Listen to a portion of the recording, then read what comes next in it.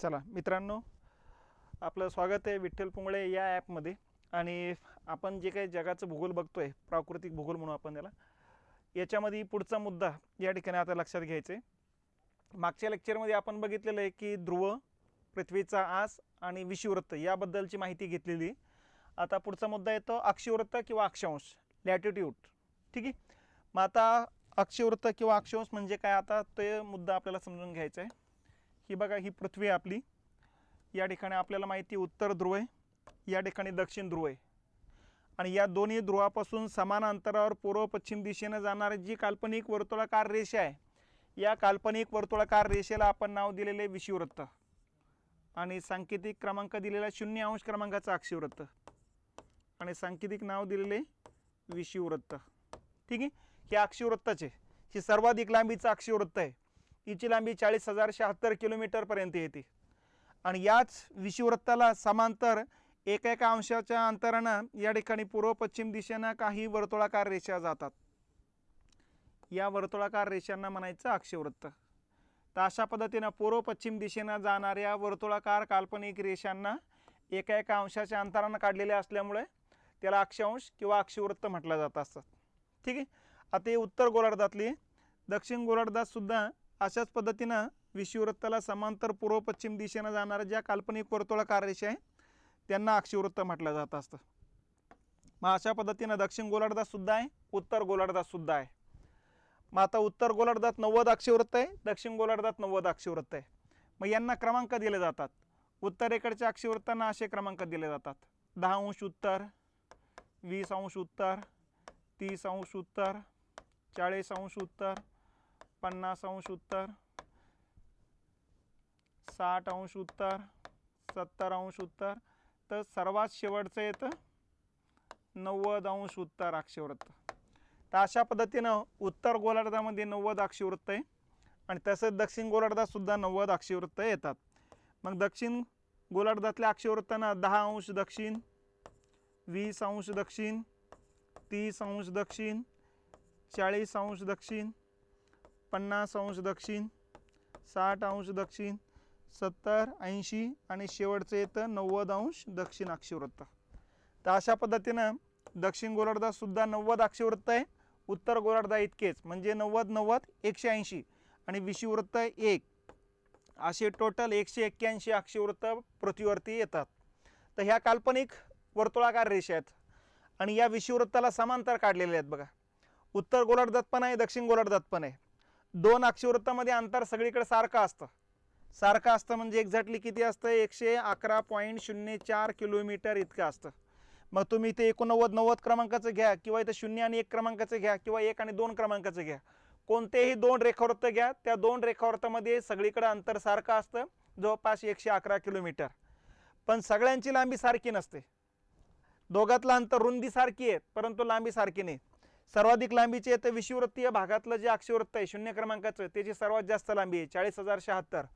आणि जसं तुम्ही उत्तर ध्रुवाकडे जाणार किंवा दक्षिण ध्रुवाकडे जाणार, प्रत्येकाची लांबी कमी कमी होत जाणार आहेत. मग आणि सर्वात कमी लांबीचे येतं उत्तर किंवा दक्षिण ध्रुवावरचं 90 क्रमांकाचं, जे बिंदूच्या स्वरूपात आहे, त्याची लांबी 0 किलोमीटर येईल. मग ठीक आहे, तर अशा पद्धतीने 40,000 किलोमीटरपासून प्रत्येकाची लांबी कमी कमी होत जाईल. म्हणजे प्रत्येकाची लांबी कितीने कमी होते याचा एक तुम्ही गणितीय पडताळा काढू शकता आणि अंदाज बांधू शकता की प्रत्येकाची लांबी या ठिकाणी कितीने कमी होते म्हणून. तर अशा पद्धतीनं या ठिकाणी दोन अक्षीवृत्तामधली रुंदी सगळ्यांची सारखी आहे 111 किलोमीटर, परंतु दोन रेखा अक्षीवृत्तांची जी लांबी आहे सगळ्यांची सारखी नाही. प्रत्येकाची लांबी विषुववृत्ताकडून ध्रुवाकडे जाताना कमी कमी होत जाताना दिसेल. ठीक आहे, त्याचबरोबर आता या अक्षीवृत्ताचे वैशिष्ट्य लक्षात ठेवायचे. वैशिष्ट्य काय? पहिलं वैशिष्ट्य म्हणजे एकूण अक्षीवृत्तांची संख्या येते 181, पण एका गोलार्धातले विचारले ते 90च सांगायचे. एका गोलार्धात 90 आहे, दुसऱ्या गोलार्धात 90 आहे आणि टोटल विचारलं ते 181. त्याच्यानंतर यांचा आकार जर विचारला तर गोलाकार आहे, कारण पृथ्वी गोलाकार आहे त्यामुळे हे गोलाकार आहेत. ठीक आहे, तो वर्तुळाकार आकार येतो. त्यानंतर दिशा जर बघितली तर पूर्व पश्चिम दिशेनं पसरलेल्या त्या काल्पनिक वृत्त आहे. लांबी बघितली तर प्रत्येकाची वेगवेगळी आहे आणि रुंदी बघितली सगळ्यांची सारखी आहे. तर अशा पद्धतीनं ही अक्षीवृत्त येत असतात. मग आता अक्षीवृत्त समोर उत्तर उत्तरलेले आहेत, याचा अर्थ ते उत्तर गोलार्धातले, आणि अक्षीवृत्ताच्या समोर दक्षिण दक्षिण शब्द लिहिला असेल तर समजून घ्यायचे ते दक्षिण गोलार्धातले. दक्षिण गोलार्धातले अक्षवृत्त, उत्तर गोलार्धातले अक्षवृत्त. मग आता या ठिकाणी उत्तर गोलार्धामध्ये किंवा दक्षिण गोलार्धामध्ये अशी टोटल जी अक्षवृत्त आहे यांचा उपयोग काय किंवा फायदा काय, तर याचे दोन उपयोग किंवा दोन फायदे लक्षात ठेवायचे. नंबर एक, एखादा देश उत्तर गोलार्धात आहे की दक्षिण गोलार्धात आहे हे समजणार. म्हणजे आता मी म्हटलं की या ठिकाणी 50° उत्तर अक्षवृत्तावरती या ठिकाणी रशिया आहे असं जर मी म्हटलं तर या ठिकाणी लगेच तुमच्या लक्षात येईल की रशिया हा उत्तर गोलार्धात आहे, कारण मी उच्चार करतानाच म्हणतोय की 50° उत्तर अक्षवृत्त. त्याच वेळेस लक्षात घेतलं पाहिजे की 50° उत्तर याचा अर्थ हा उत्तर गोलार्धात आहे. नंबर एक, एखाद्या देशाचं स्थान यावरून समजतंय. आणि नंबर दोन, नुसतं स्थानच समजत नाही तर तिथलं हवामान पण समजतंय. हवामान कसं समजतंय? रशिया 50 अक्षवृत्तावरती येतोय. म्हणजे आता काल आपण बघितलेलं आहे किंवा मागच्या लेक्चरमध्ये आपण बघितलेलं आहे की उत्तर गोलार्धात सूर्य 23:30 पर्यंत जातोय, म्हणजे इथपर्यंत सूर्य जातो असतो उत्तर गोलार्धामध्ये, आणि दक्षिण गोलार्धात इथपर्यंत येतो असतो, दक्षिणेकडच्या 23:30 पर्यंत येत असतो. या पट्ट्यात सूर्याचं अस्तित्व आहे म्हणून या पट्ट्याला नाव पडतं उष्णकटिबंध. या पट्ट्यात कुठलाही देश असेल तो उष्णकटिबंधात आहे. त्याच्यानंतर 23:30 ते 66.5 पर्यंत देश असेल तर समशीतोष्ण कटिबंधात आहे. या पट्ट्यात असेल तर समशीतोष्ण कटिबंधात आहे, आणि या पट्ट्यात असेल तर तो शीतकटिबंधात आहे. ठीक आहे. मग आता 66.5च्या पलीकडे असेल तर शीतकटिबंधात आहे, 23:30 ते 66च्या दरम्यान असेल तर समशीतोष्ण कटिबंधात आहे. रशिया बरोबर 50 अक्षवृत्तावर आहे, म्हणजे या पट्ट्यात आहे याचा अर्थ तो समशीतोष्ण कटिबंधात आहे. मग रशियाचं या ठिकाणी आपल्याला यावरून तापमान समजणार, समशीतोष्ण प्रकारचे हवामान आहे. नंबर एक, तापमानाच्या आधारे या ठिकाणी पाऊस समजणार, पाऊस कमी या ठिकाणी बर्फवृष्टी जास्त आहे. नंबर दोन. नंबर तीन, या ठिकाणी मग जमीन समजणार आहे. जमीन समजली की मग पिकं समजणार आहे. पिकं समजले की मग आहार समजणार आहे. आहारावरून शरीर समजणार आहे, रंग समजणार आहे, कपडे समजणार आहे, विचार समजणार आहे. तर अशा पद्धतीनं एकानंतरचे एक मुद्दे या ठिकाणी आपल्याला बघता येऊ शकतात. तर अक्षवृत्ताच्या आधारेच आपण नसतं नकाशा बघण्याची गरज आहे. नुसत्या नकाशाच्या आधारे तुम्ही त्या देशाला भेट न देता सुद्धा त्या देशातल्या वनस्पतीबद्दल, प्राण्यांबद्दल, हवामानाबद्दल, तापमानाबद्दल या ठिकाणी ज्या ज्या गोष्टी आहेत त्या त्या गोष्टीचा आपण अंदाज बांधू शकतो. आता उदाहरणार्थ बघा, विषुववृत्तीय पट्ट्यात एखादा देश असेल तर त्या ठिकाणी तापमान सर्वात जास्त आहे, आणि या ठिकाणी तापमान सर्वात जास्त म्हणून या ठिकाणी पाऊस पण जास्त आहे. पाऊस जास्त म्हणून या ठिकाणी तांबड्या रंगाची माती आहे. तांबड्या रंगाची माती याचा अर्थ ती ॲसिडिक सॉईल आहे, तिचा pH 6 पेक्षा कमी आहे, आणि हिचा pH जर कमी असेल तर साहजिकच ॲसिडिक सॉईल आहे, म्हणजे याच्यात तांदूळच येणार आहे, कारण ते ॲसिडिक पीक आहे. म्हणजे या पट्ट्यामध्ये भात किंवा तांदूळ हेच घ्यावं लागणार आहे, दुसरं येणार नाही. म्हणजे या ठिकाणी मग दाट वनाचा पट्टा आहे, तांदळाचा पट्टा आहे, पाऊस जास्त, याचा अर्थ मासे पण या पट्ट्यामध्ये मोठ्या प्रमाणात उपलब्ध आहे, म्हणून या पट्ट्यातल्या लोकांच्या आहारामध्ये भात आणि मासे यांचा मोठ्या प्रमाणात उपयोग केला जात असतो. भात आणि माशांचा वापर या ठिकाणी केला जात असल्यामुळे साहजिकच आहे की या ठिकाणी मनुष्य वस्तीचं मग आता जीवनमानावरती परिणाम व्हायला लागेल.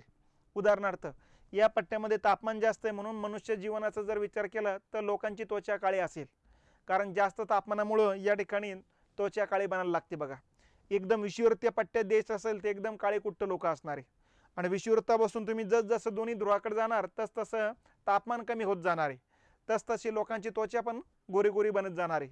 आणि तुम्ही ध्रुवीय भागाकडे जसजसं जाणार तसतसं या ठिकाणी मग पांढऱ्या पांढऱ्या रंगाचे लोक दिसायला लागेल, केसासहित सगळे, कारण तापमान ध्रुवीय भागात तर खूपच कमी असणार आहे. मग तापमानावरून लोकांची त्वचा समजणार आहे आपल्याला.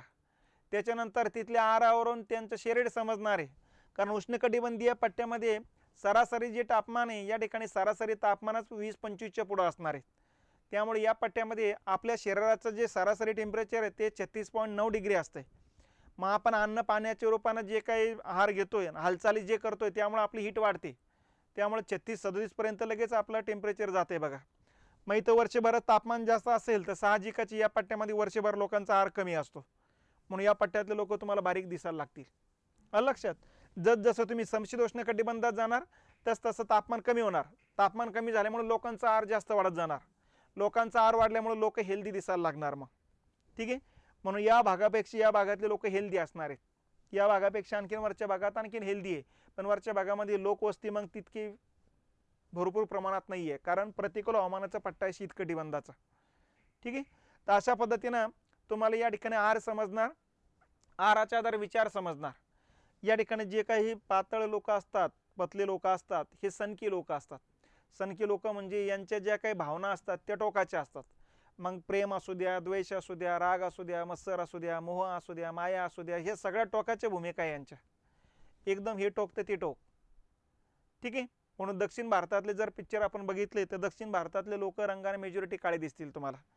नंबर 1. त्यांच्या भावना पण टोकाचे दिसतील. काट डालूंगा, ये करूंगा, वो करूंगा, एकदम टोकाच्या भूमिका दाखवल्या जातात बघा. कारण लोकांना तसं आवडतंय म्हणून तशा प्रकारची पिक्चर ते तयार करतात. ठीक आहे. तर अशा पद्धतीनं या पट्ट्यामध्ये असतात. समशीतोष्ण कटिबंधात गेले की हेल्दी लोक असतात. हे हेल्दी लोक स्थिर जीवनावरती भर दिला जातो. त्यांना माहिती 4 पावलं आपण अंतर पार केलं तर 4 पावलाचंच अंतर पार होणार आहे, एकदम काही 4 किलोमीटर पार होणार नाही. त्यामुळं ते प्रत्यक्ष जीवनावरती भर देत असतात.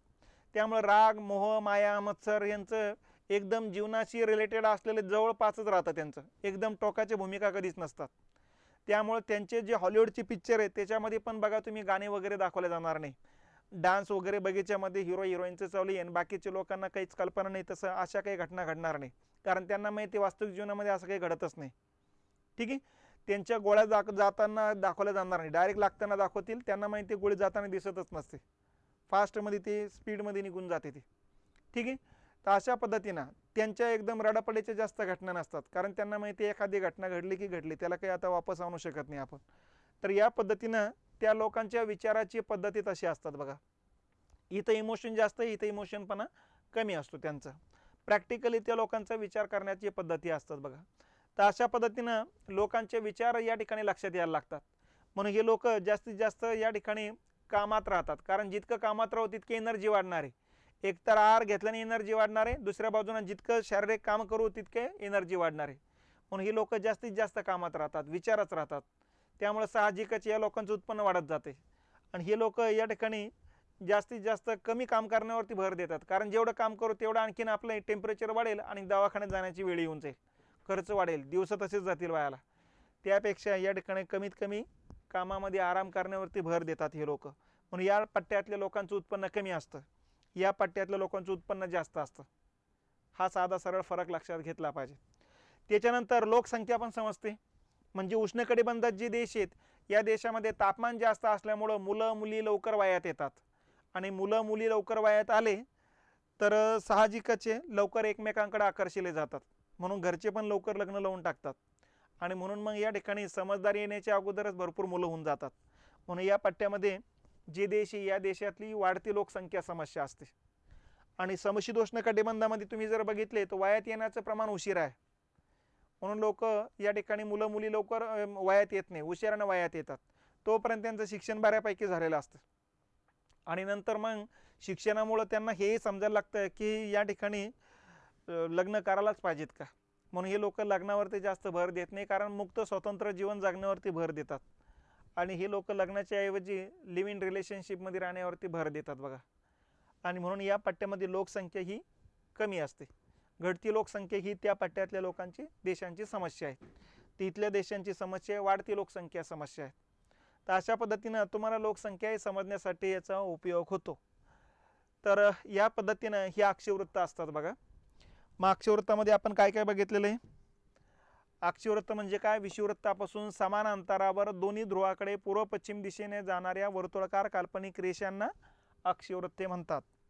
त्याच्यानंतर मग या ठिकाणी आपल्याला माहिती आहे उत्तरेकडे किंवा दक्षिणेकडे पूर्व पश्चिम दिशेने ज्या जाणाऱ्या ज्या वर्तुळाकार रेषा आहेत ही अक्षवृत्त आहे.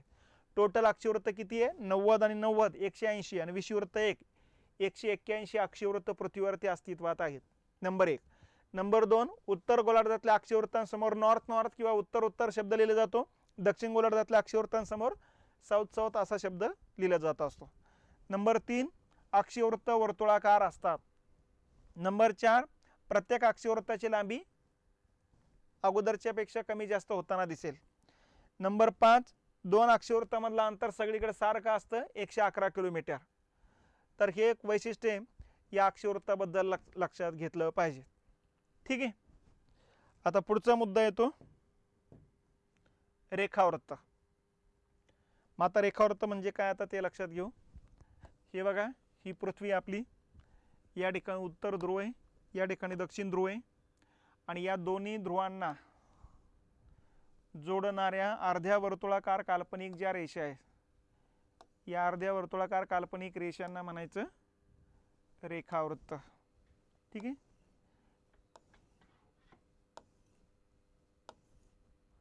तर अशा पद्धतीने दक्षिण उत्तर दिशेने जाणाऱ्या अर्ध्या वर्तुळाकार काल्पनिक रेषा यांना म्हणायचे रेखावृत्त किंवा लॉंगिट्यूड.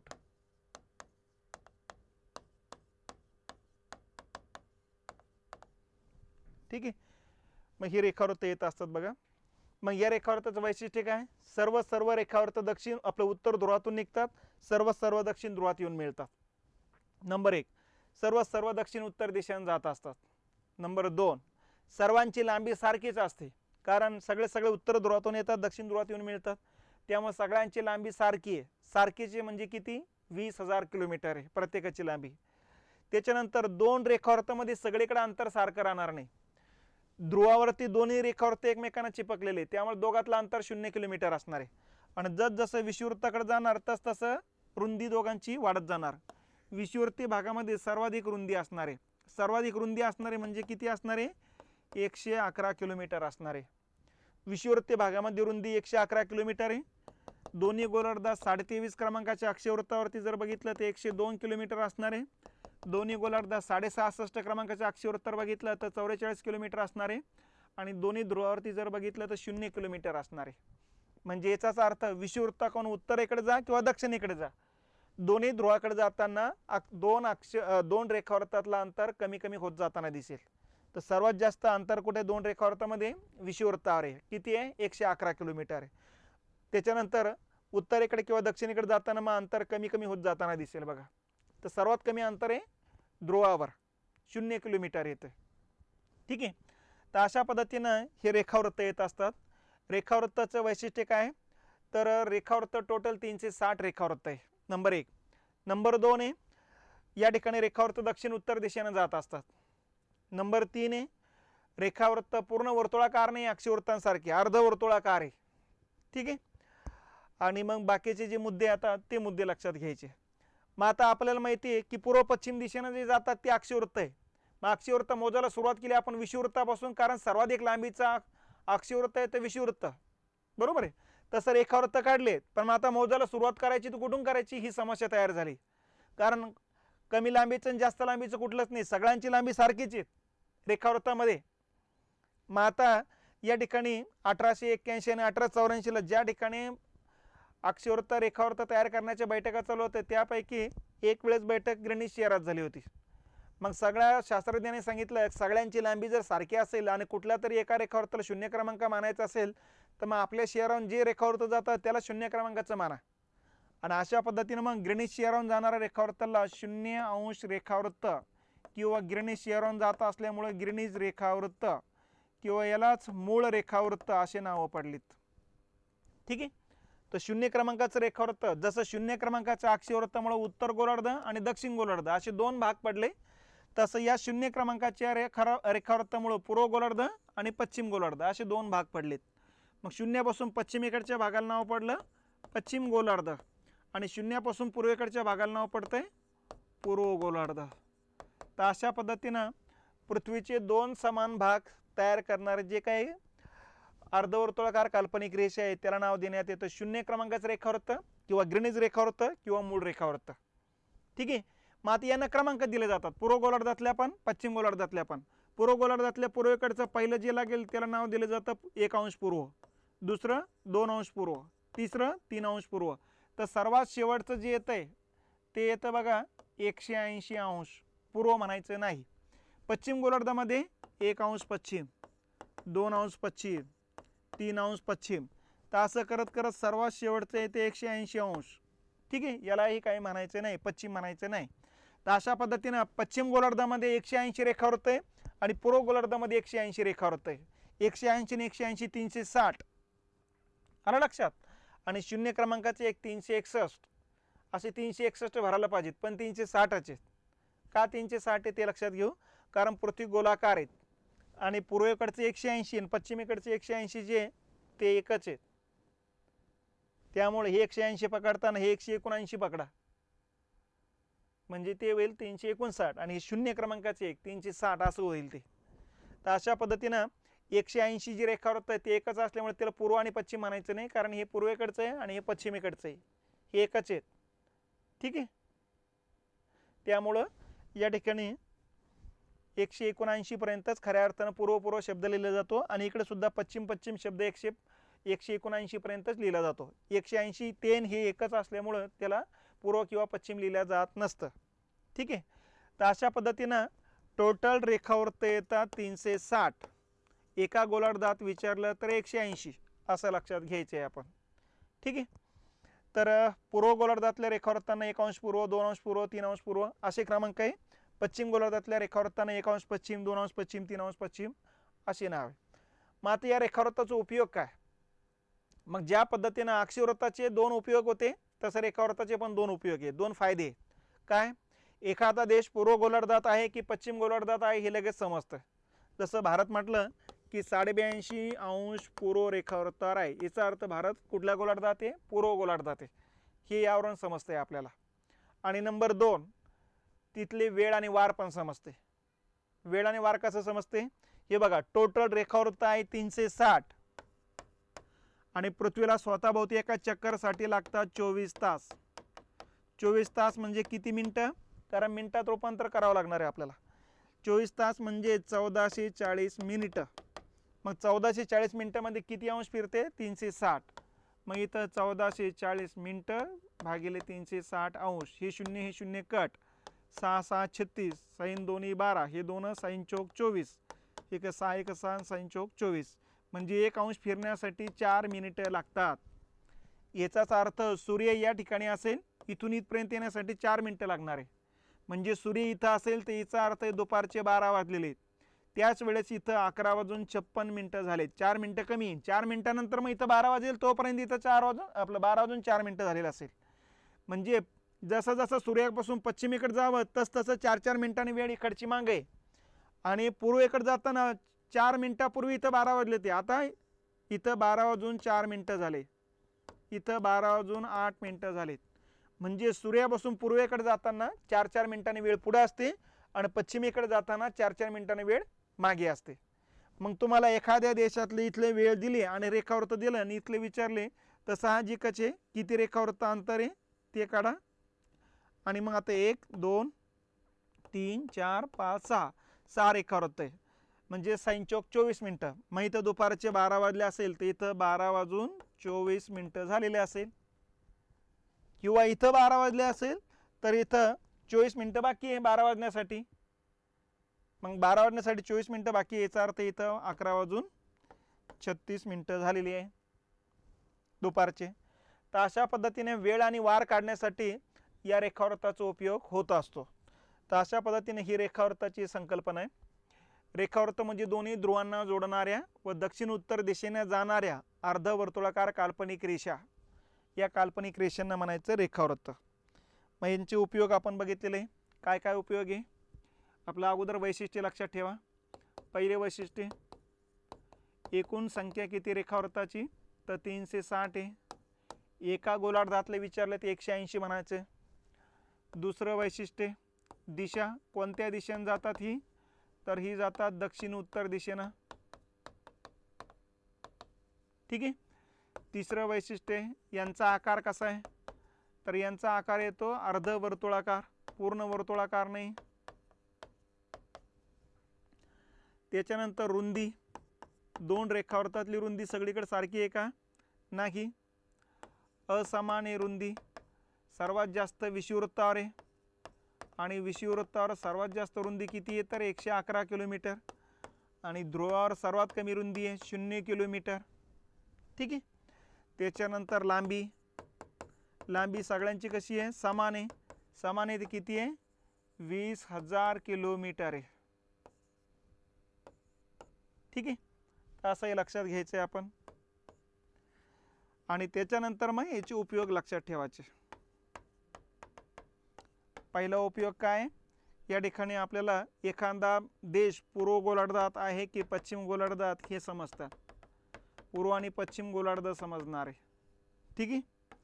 आणि नंबर 2, या ठिकाणी वेळ आणि वार समजणार आहे.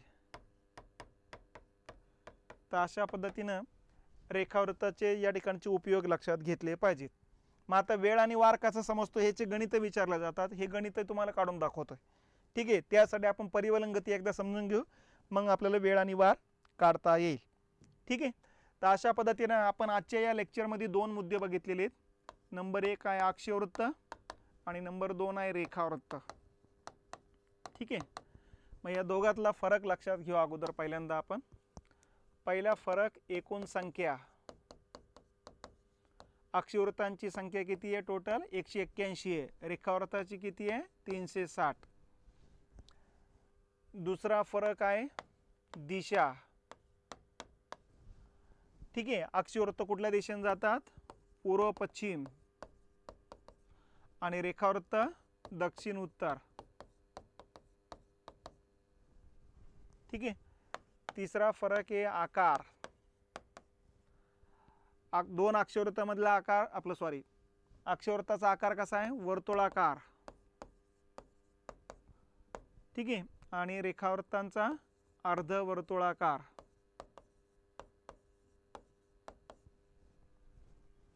त्याच्यानंतर येतं बघा रुंदी. 2 अक्षीवृत्तामधली रुंदी सगळीकडे कशी आहे? समान आहे. समान आहे, किती आहे? 111 किलोमीटर आहे. आणि 2 रेखावृत्तातली रुंदी सगळीकडे असमान आहे.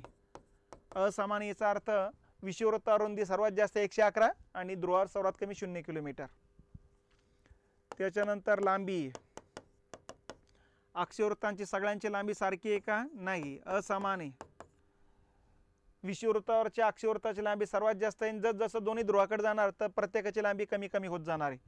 पण रेखावृत्तांची सगळ्यांची लांबी कशी आहे? समान आहे. समान आहे ते किती आहे? 20,000 किलोमीटर आहे. त्याच्यानंतर गोलार्ध. अक्षीवृत्तामुळे कुठले 2 गोलार्ध तयार होतात?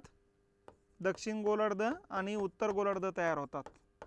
तर रेखावृत्तामुळे पूर्व गोलार्ध आणि पश्चिम गोलार्ध अशी 2 गोलार्ध तयार होतात. त्याच्यानंतर उपयोग. अक्षीवृत्तामुळे आपल्याला हवामान समजते वेगवेगळ्या भागातला, वेगवेगळ्या प्रदेशातला, आणि रेखावृत्तामुळे आपल्याला वेळ आणि वार समजते. ठीक आहे, तर अशा पद्धतीनं अक्षीवृत्त आणि रेखावृत्तामधला हा फरक या ठिकाणी लक्षात घेतला पाहिजे. ठीक आहे.